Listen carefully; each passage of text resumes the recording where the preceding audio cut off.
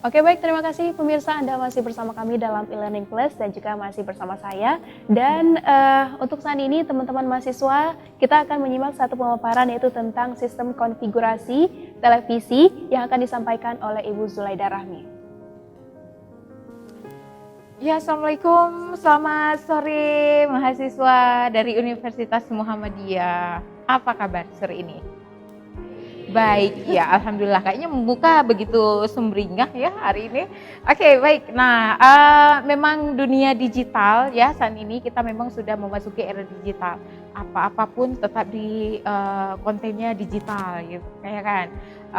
Kalau misalnya acara belum berlangsung, tetap ambil konten dulu nih untuk update IG ya kan.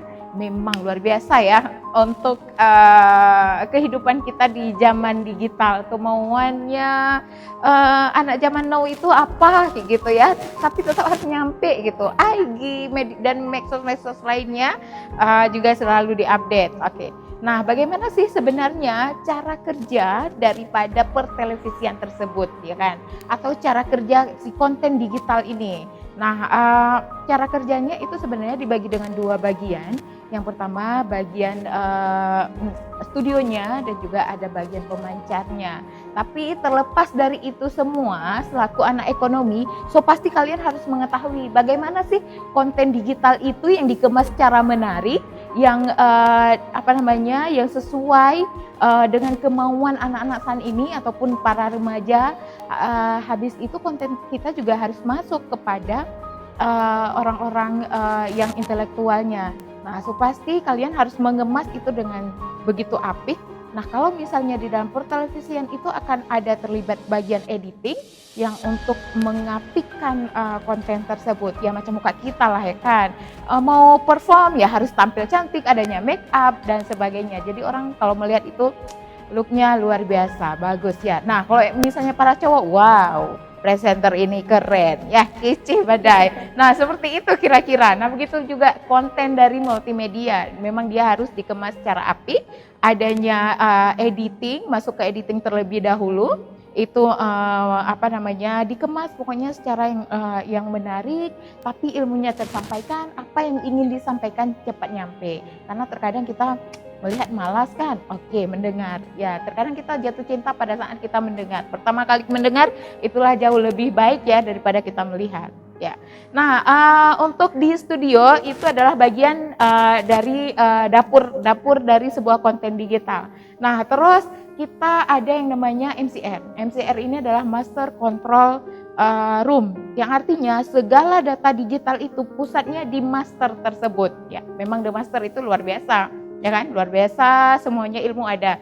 Nah, kalau dari master room ini, MCR ini, dia yang mengontrol input output dari sebuah televisi yang sebelum disiarkan kepada pemirsa yang ada di rumah.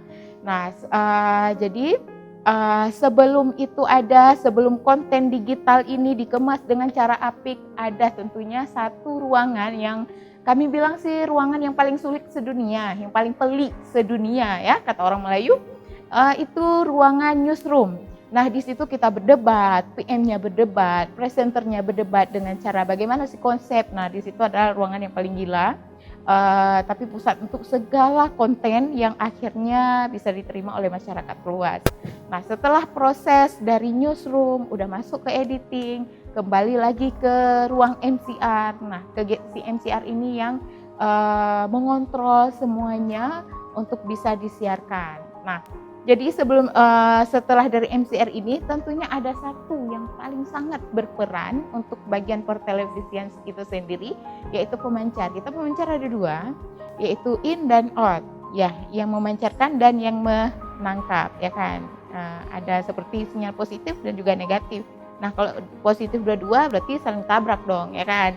Kalau negatif dua-dua paling kita berteman aja lah ya kan.